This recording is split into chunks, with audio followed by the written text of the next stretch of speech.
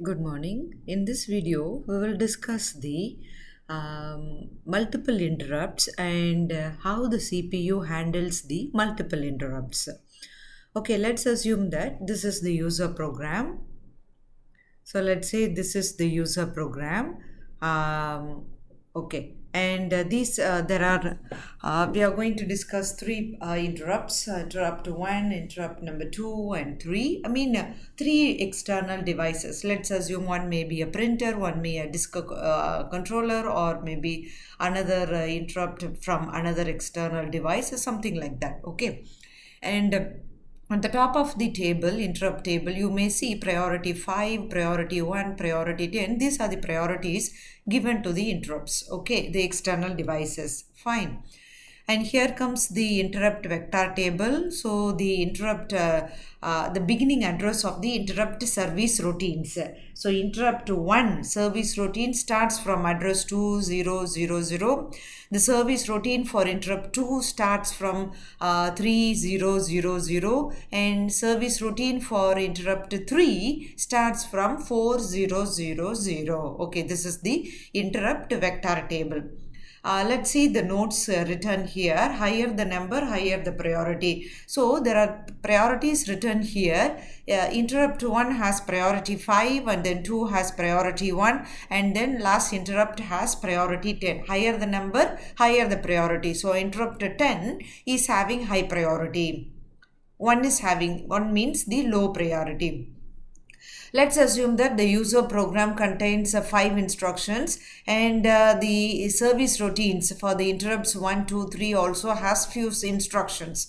The address is given in the table, the instruction I put a dot dot dot dot, so it's some instructions. Okay, this is the user program here, and OS allows multiple interrupts.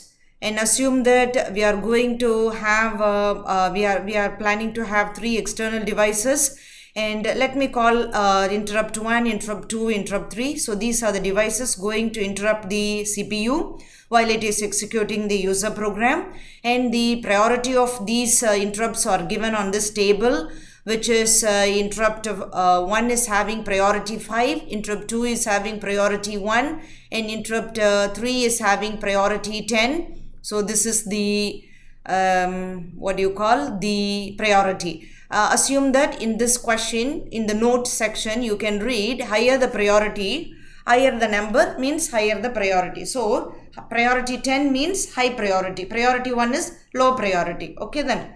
So whenever the external device interrupt the CPU, there will be the CPU's current execution will be suspended.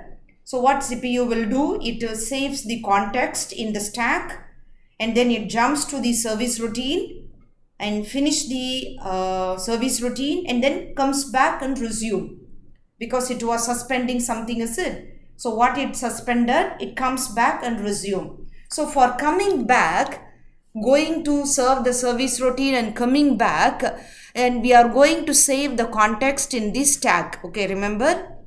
So that we know where to come back. Okay then, so that's the thing, we are going to save the context in the stack. And this interrupt vector table contains how many interrupts we are going to be having, and what is the address where the service routine starts, beginning address of the service routine. So interrupt 1, the beginning address is 2000. Interrupt 2, the service routine starts from the address 3000. And for interrupt 3, the beginning address of the service routine is 4000. So this is the idea. Okay, then let's see how the interrupt works. Okay, let's assume that each instruction takes 2 picosecond. Okay, so I'm going to start the execution of the user program at time 0. So I start the user program at time 2. I finish the first instruction. Okay.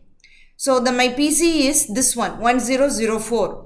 So see the question. At time 2, the CPU is supposed to start this instruction, which is in address 1004. But at time 2, can you see? At time 2, CPU receives interrupt number 2. interrupt.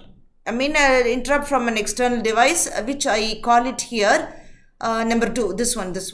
Okay, so it sends a request. This device sends the request to the CPU. As you know, when there is a request, just check the priority, because this is the one and only device requesting.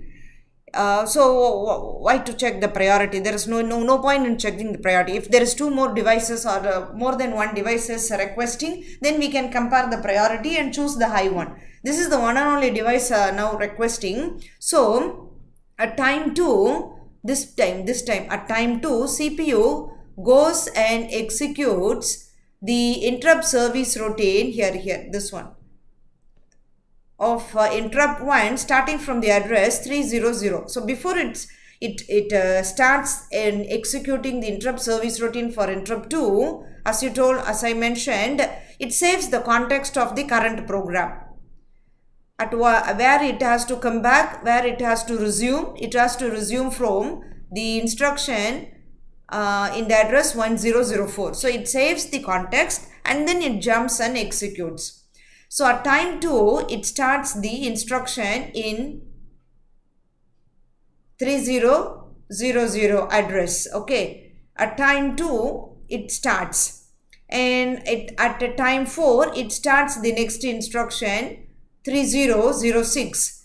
At time 6 it's supposed to start this instruction. Okay, this instruction 3, which is in 3008, but at time 6, see the question, it receives another request from another device, which is interrupt 1. Let me call it interrupt 1. Where is it? It's here. The priority is 5.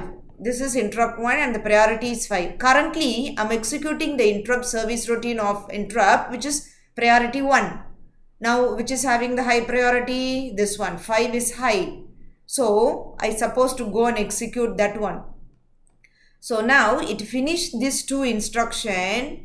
I supposed to start the third one. Before I start, I receive the request from interrupt 1. So let's save the context. Where to come back? I need to come back 3008. Resume. Where to resume? The CPU supposed to resume from 3008. Am I right? Okay then. So it doesn't start the 3008. It saves the context and goes back and executes the interrupt service routine for interrupt 1. Okay. So what does it mean? At time 6, it starts the instruction in 2000. At time 8, it starts the execution in this address 2004. And then at time 8, it finishes, and then here comes the 10. At time 10, it's supposed to start this instruction. Can you see? This instruction. So it finished 2 instruction. Okay. And when it about to start the third instruction, see the question. At time 10, it receives another interrupt from number 3. Let's check the priority of device number 3. Priority is 10. You know already. 10 means higher priority. I told you, higher the number, higher the priority. So, I supposed to suspend the execution of the current interrupt service routine, go and serve interrupt 3. So, anyway, before going to start the interrupt service routine, save the context. Where to come back? The resume. It needs to resume 2008. Okay, it needs to resume from 2008. So it doesn't start here 2008. What does it do?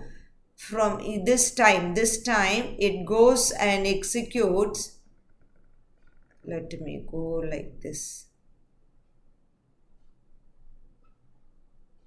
Interrupt service routine of interrupt 3. Okay then. So now read the question. Question doesn't talk about anything. So at time 10, it starts the execution of this interrupt service routine.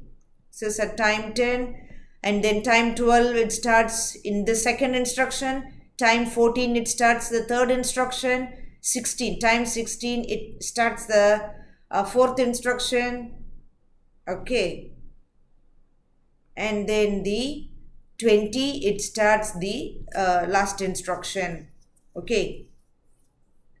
So at time 20, it starts the last instruction. Okay, fine. Attempt 20.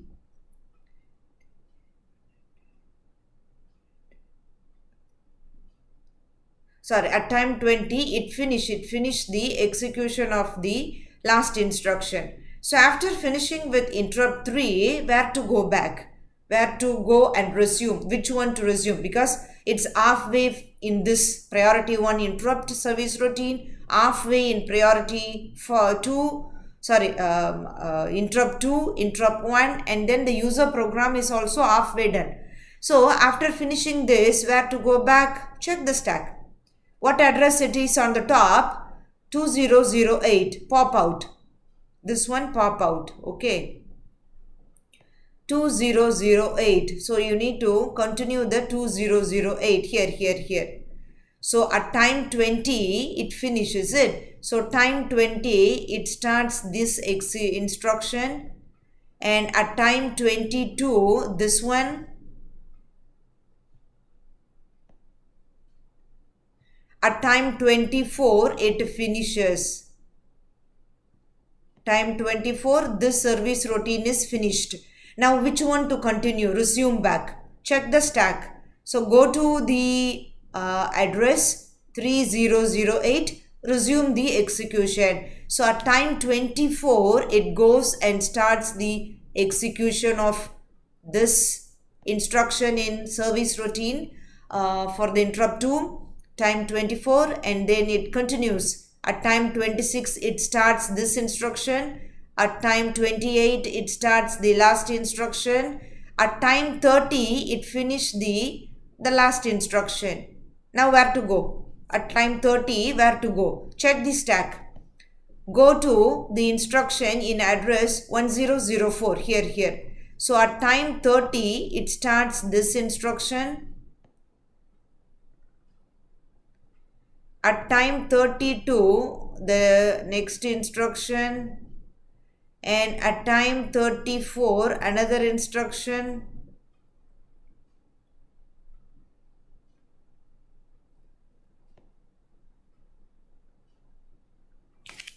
So 30, it resumes. At 30, it resumes this instruction.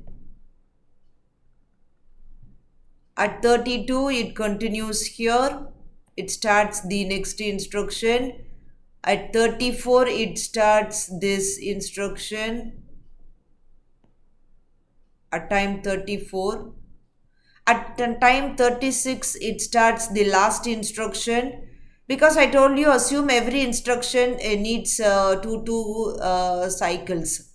At time 36, it starts. So what does it mean? At time 38, it finished the overall execution of your user program and also the 3 interrupts. At time 38, it finishes the complete execution. So this is about how